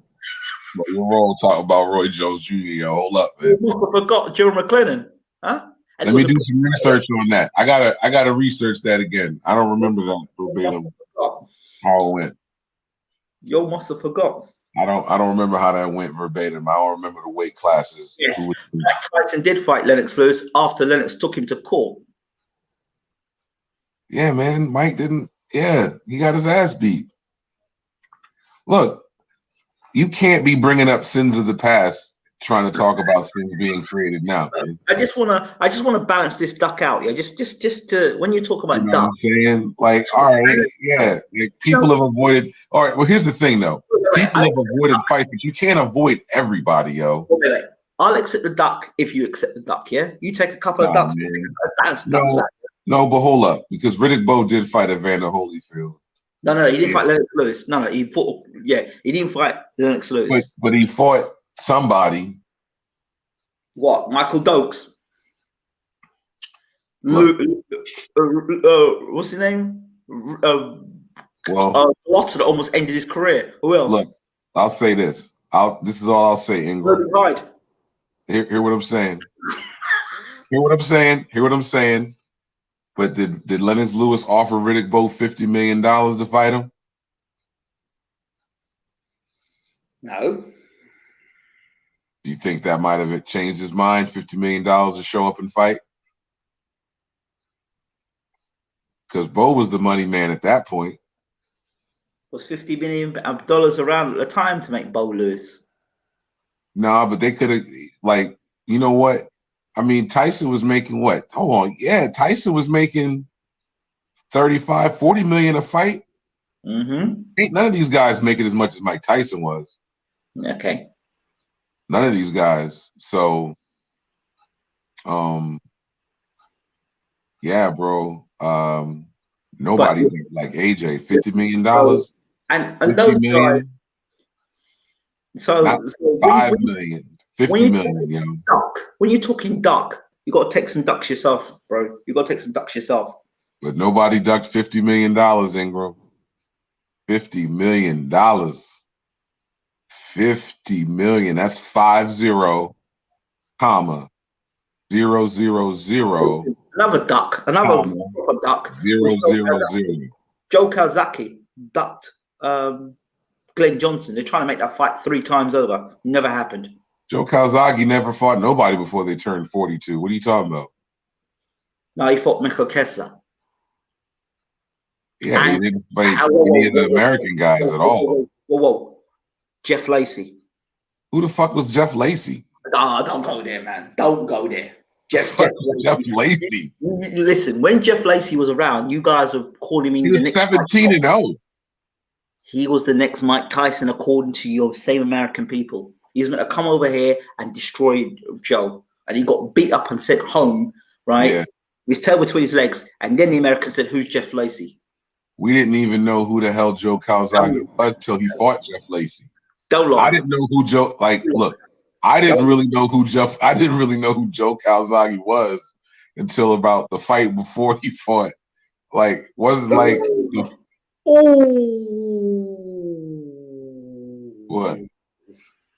Questions come out here. Just come out here. Somebody said, Ingram, what do you think it was meant? What do you think Yard meant when he said time to make changes? Dang.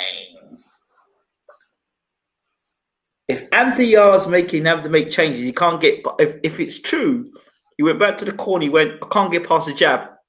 Lions in the camp. If that's the case, need to make some changes. He's going to make changes. And Yard, I said, 2 things have to happen. Let me tell you what he needs to do, yo. He needs to come down here and move to the DMV area, get my man Batman to train him, and I'll be his strength coach. Okay. We have to change subject. Definitely have to change subject. Rap season, homie. Holla at me, Yard. We'll get you right. People on this, though. People are on this. Jeff Lacey was supposed to be a killer. He was. And he was a killer at the time. He was beaten up. He was 17-0. He knocked out Robin Reed. Nobody knocked down Robin Reed, let alone knocked him out. So Lacey was doing the business, man. Man, know about Lacey. Lacey Drew was the man. Kazagi, yeah. The Kawasaki, yeah. Man, I don't know about Joe. Look what he did to Roy. Yeah, that was old ass Roy. The same old ass Roy that went and fought Felix Trinidad, right? Yeah, old ass And Roy. it looks Felix Trinidad, right? Old ass Roy.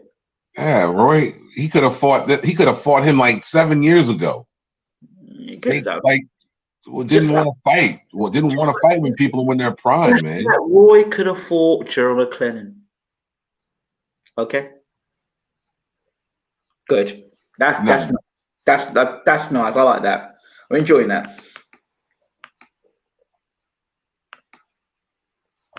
Watcher asks, Wilder was offered 20 million to fight Brazil on DAZN. No one can explain to me how the other 80 million could have been acquired when Joshua lost to Luis. I mean, I don't even know, man. The dude from DAZN apologized about the whole thing going down. So Not DAZN. The DAZN thing is just whatever. Then listen. The man from DAZN apologized. So we screwed it up. Barry Hearn is the direct problem why why Wilder and Joshua never fought, and people still can't get it into their heads. This man sat and said Joshua Wilder will not happen until 2021. What part of that man's English don't they understand? He said it in English and it's on video evidence. I don't know why people are still going on about the 50. It was never going to happen.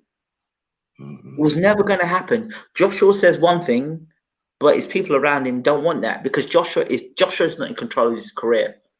Joshua's not in control of his career. Joshua is a brand. He ain't even control of he can't even control where he walks. He went and did something Black Lives Matter. Yeah, and he made something. And the next minute they have to go and hide him afterwards. Joshua is a brand.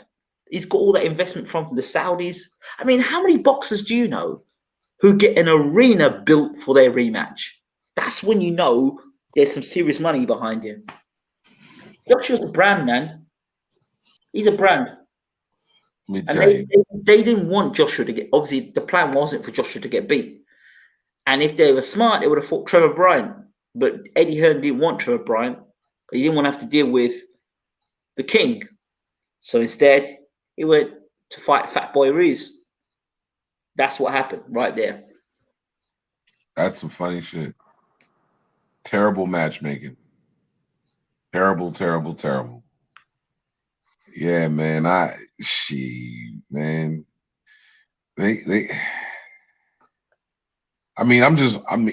be honest with you.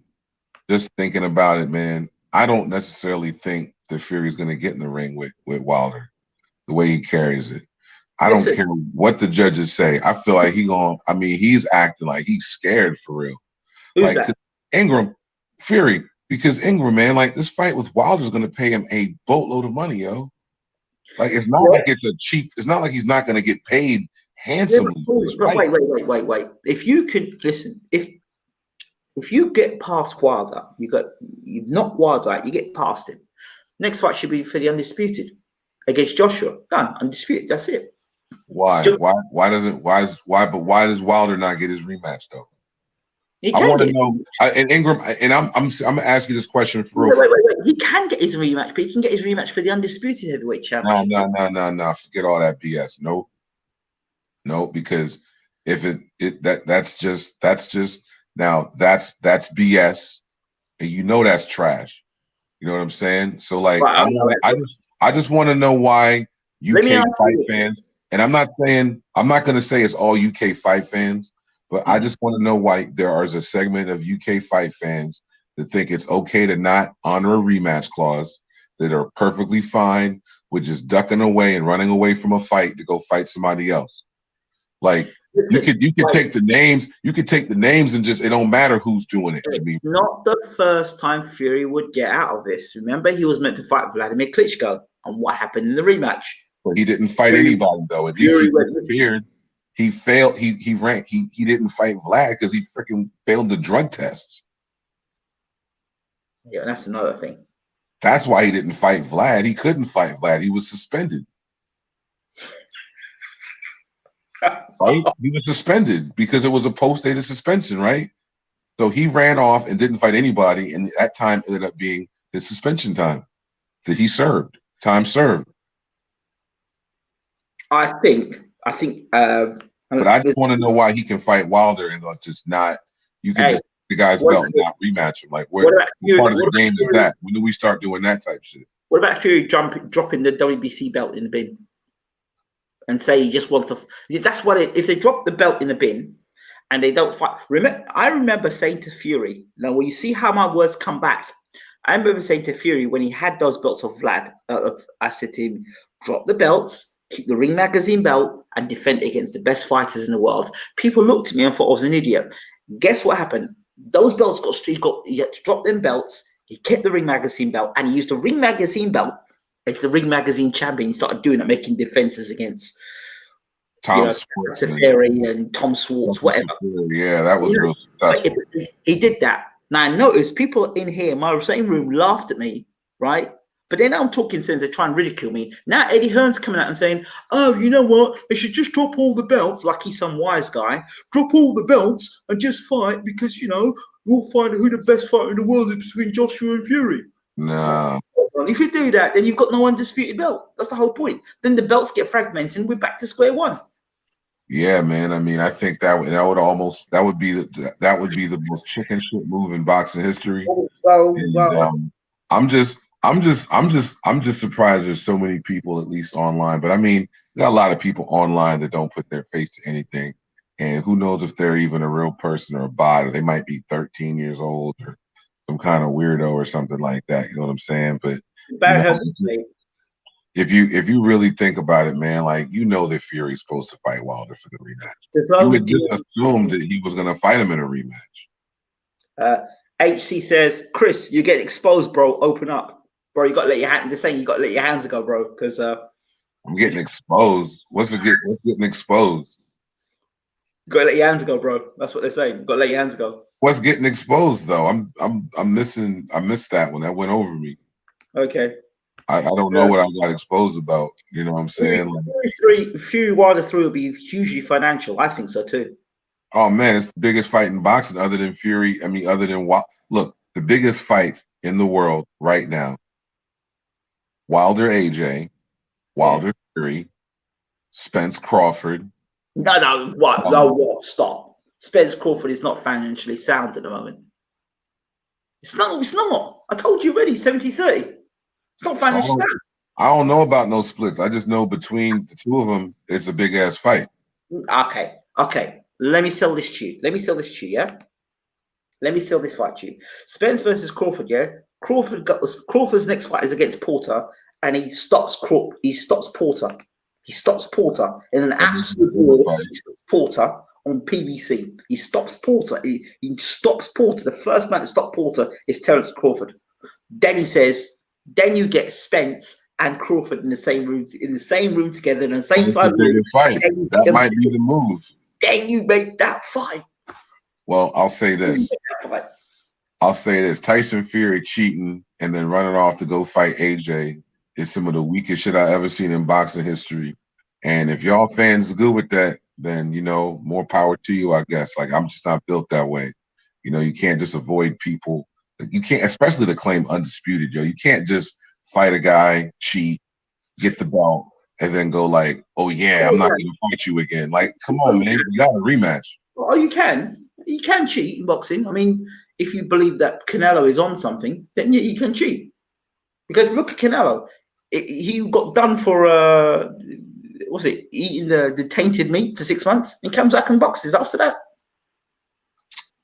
It's boxing for you, man. Liam Cameron, on the other hand, gets a little bit of cocaine in his system and he's banned for 4 years. Oh, don't forget about you. Yeah, just everybody else. It's boxing. Jarrell Miller gets caught 3 times for popping. Yet Povetkin gets caught popping the same amount of times, and he's still fighting on pay-per-view cards. Yeah. Can you explain that to me? The balance in boxing ain't right. Just kind of looks like certain people are getting punished and certain people aren't. You know what I'm saying? Like, looks like guys like that are failing all the time. Some guys are getting away with it, and just some guys aren't. I think we should just kind of look at the situation and look at who's actually getting caught and then look and see, wow, who's actually getting punished and who's not being punished. You know what I'm saying? So, you know,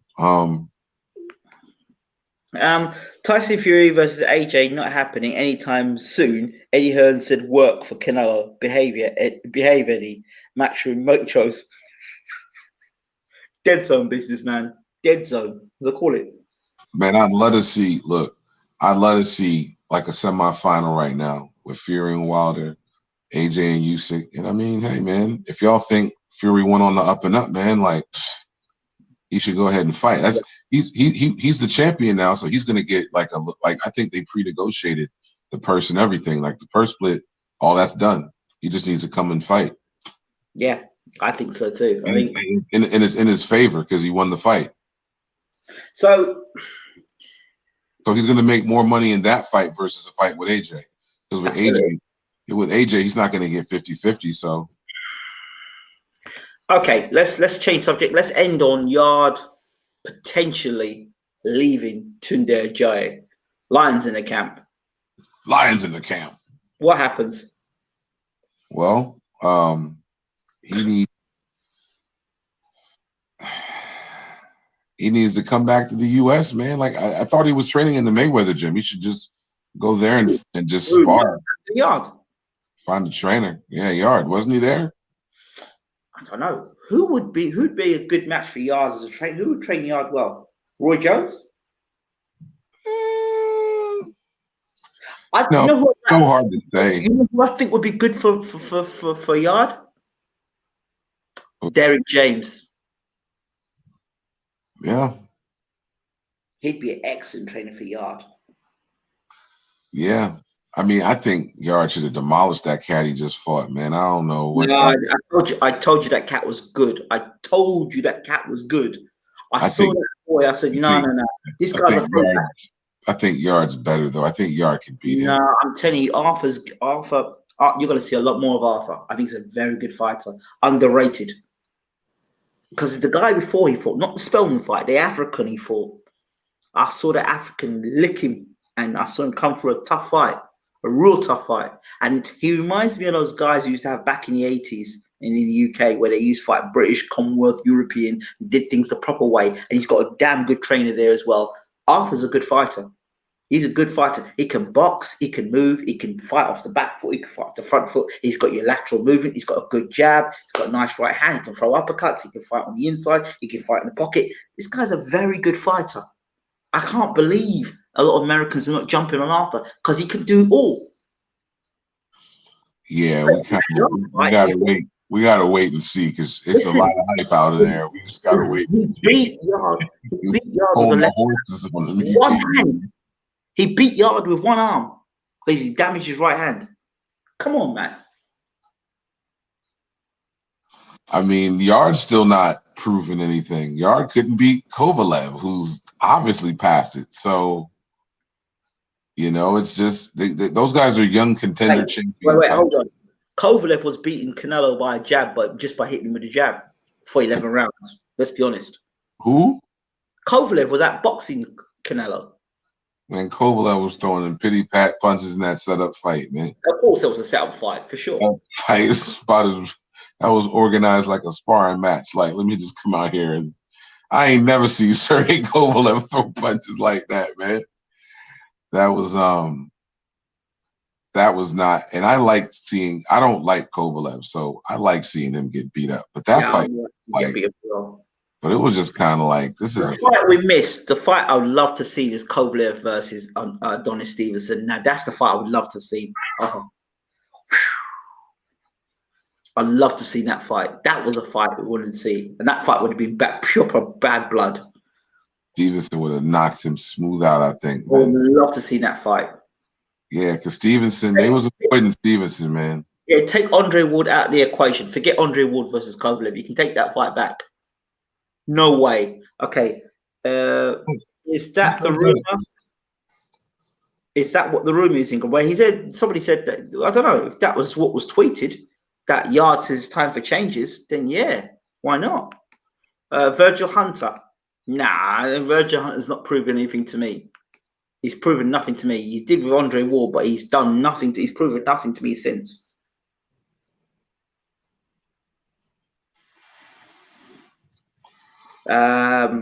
Virgil Hunter, no.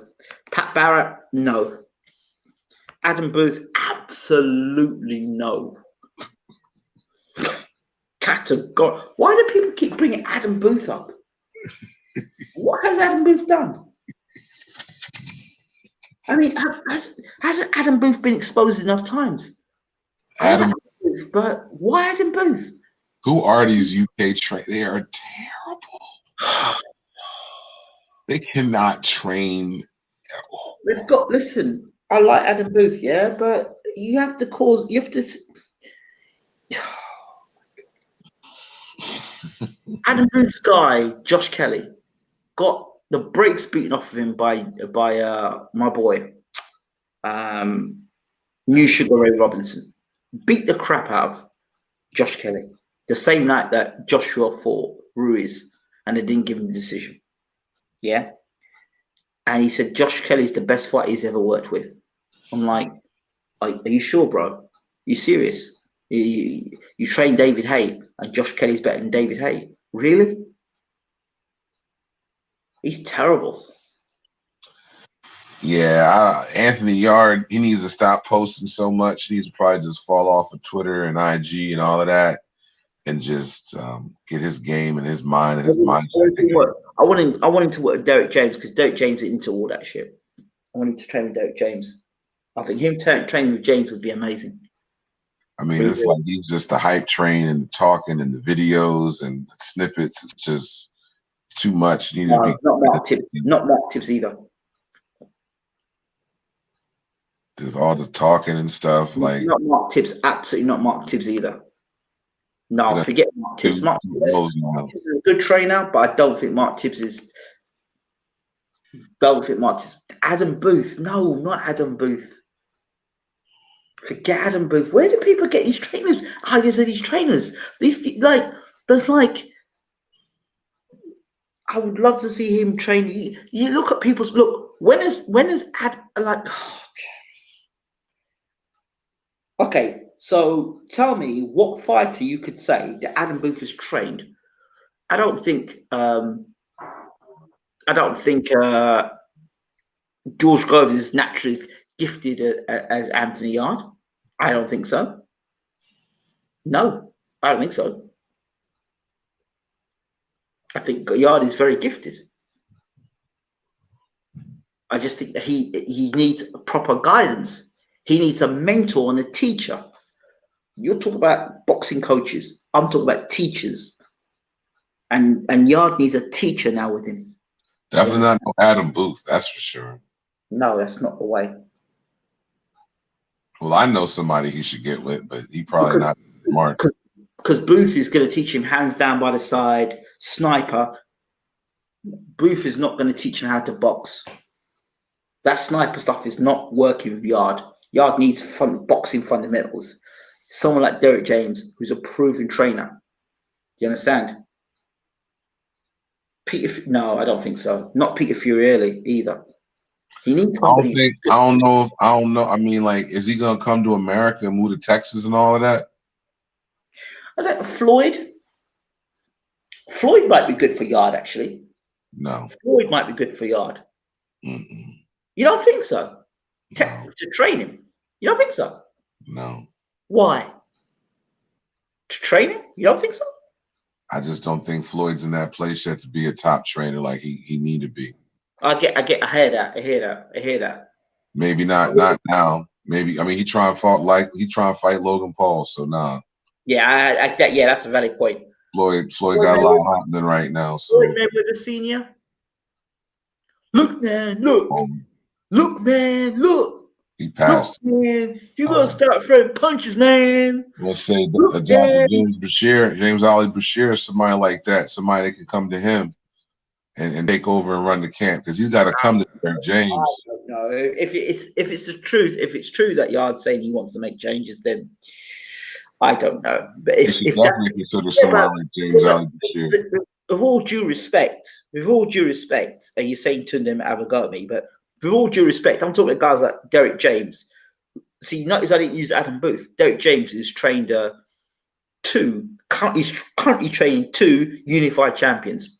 Yeah, I'm just saying, like, Derek James is the trainer of the year. Like, you're not gonna just be like, yeah, I want to get Derek James to train me, and then it's gonna happen. Like, Derek James is, he has he has two unified champs, and he's probably then Virgil Hunter, people bring up Virgil Hunter. Virgil Hunter's like a caretaker trainer. He's like, when you get knocked out, you get beat up, then you go and see Virgil Hunter. He's like the RSPCA for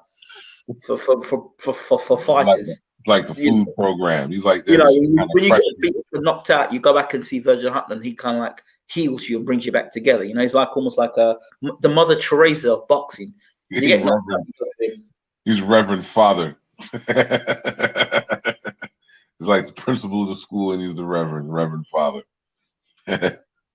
Yeah, I'm telling you. I mean, he's him. Really. Joe Goosen, no Joe Goosen either, right? What's wrong with Joe Goosen? Joe Goosen. I mean, it's got to be somebody that can come to him that'll come to him, right? What's that? He's in the UK, so it needs to be somebody that can come to him, right? Forget Joe Goosen. You got guys like Buddy McGirt, Ronnie Shields, Derek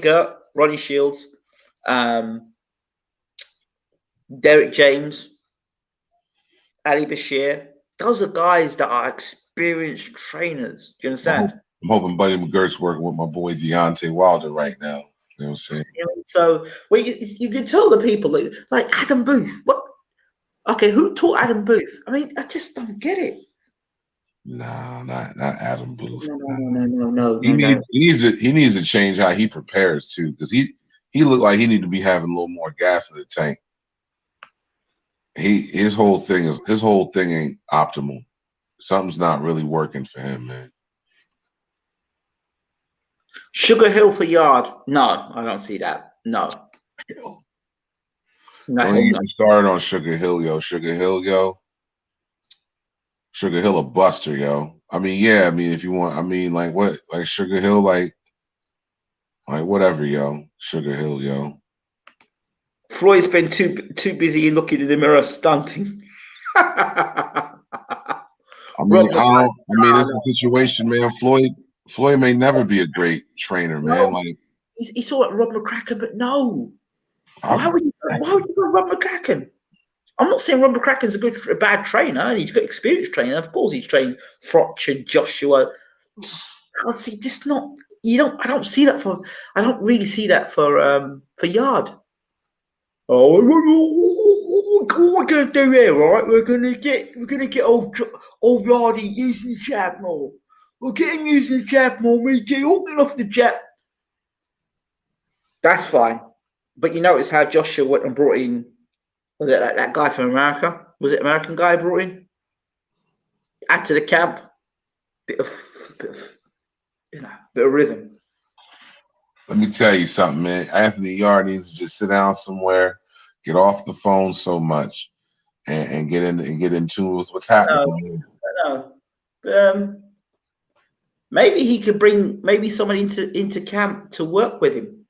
Maybe the sparring partners have got in camp. Maybe they need to up the quality of sparring partners in camp, or maybe they need to bring somebody else in to have an overlook of how Yard's kind of preparing for fights. I mean, he is with what's his face? Frank Warren. They should be taking care of that, right? Well, look, I don't think Frank would have been impressed to have the way I would have thought it is. Well, look, Frank's he said, right, you're the A side, you fought Kovalev, you're the A side. I'm bringing Lyndon Arthur in. You need to beat Lyndon Arthur, and then next year we're going to try and maybe go for the Joshua Buatsi fight. Right? That's what I think would have been the plan. But Arthur was the B side, even though Arthur was the champion. They've both been managed by or promoted by Frank. But, Arthur was the B-side. So the whole script was for Arthur to go in and beat up Arthur and get the belt. But instead, that didn't happen. So Warren's probably fuming. Well, what is this? What's this? What am I investing my money for? I gave you the big build-up, gave you all the advertising, promoted you, did the crap out of you, made you, make you feel like you're the champion, even though you're not the champion. Set you up, give you the platform, and then you go and you kind of get past the jab. What's this? That's what you'll say. In the in the preview, I remember saying he has to get past his Kovalev issues, and his Kovalev issues was being at the end of a jab. Can he get past the jab? If you can't get past the jab, you have not learnt your lesson. And what's happened? Didn't learn the lesson.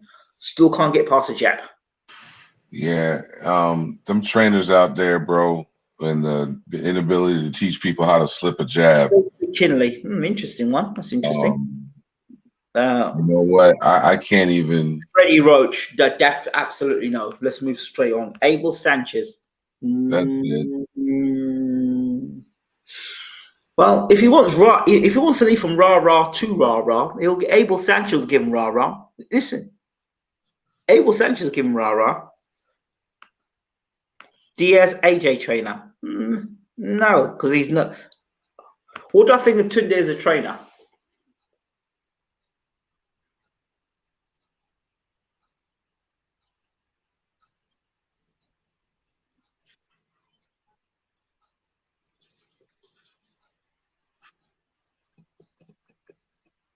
I think he's done a tremendous job with Anthony Yard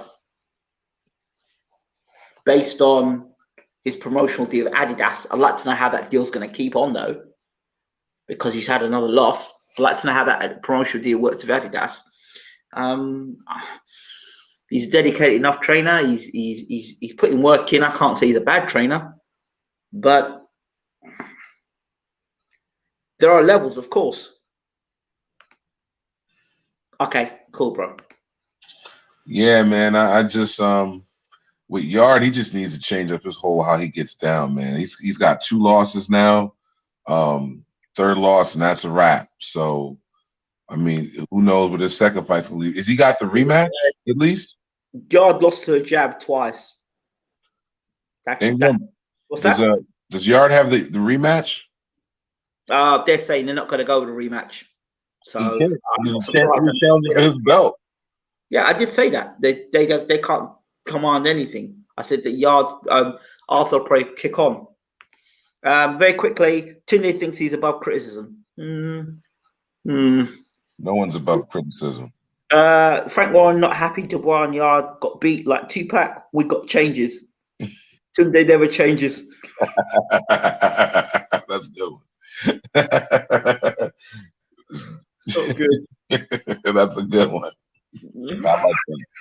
I like that. Shout out to Michael Thomas. That was funny. Yeah, he's good, Michael Thomas. Tunde, brilliant businessman. Yard, a brilliant business manager. Yeah. That was good. Their rematches in Manchester. Yeah, Lions in the camp have to go to Manchester. Right. I'm just going to bring this to a close because my brother now has to be going on his way. So just a reminder to you all, BWTM is on Fire Stick. So if you've got a Fire Stick, you've got Amazon Fire. Get yourself and download Amazon Fire. BWTM on Amazon Fire Stick. And of course, don't also forget you can download BWTM online, the app. Have you got the app? For me, yeah, I got it. How's it look? It works, man. Catch up. I was watching the Derek James. No, not the Derek James one.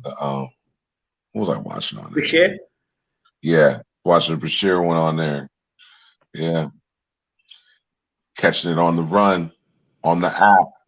By the way, don't forget, go back. We've just finished doing an interview with Derek James, talking about Derek James, if you don't know, is the trainer of Errol Spence Jr.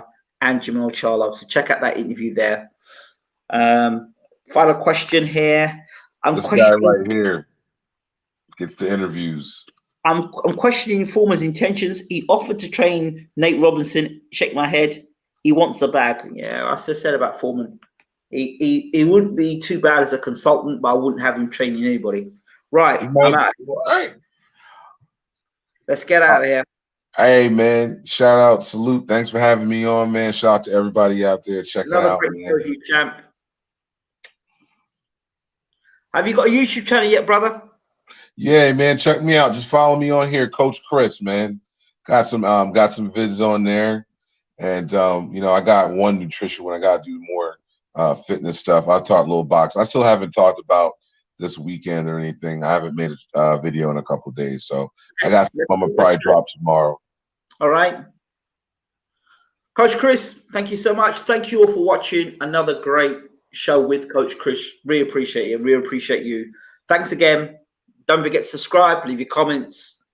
And as my good friend says, keep trucking. Have a good night. Take care. Have a good night, man. Peace.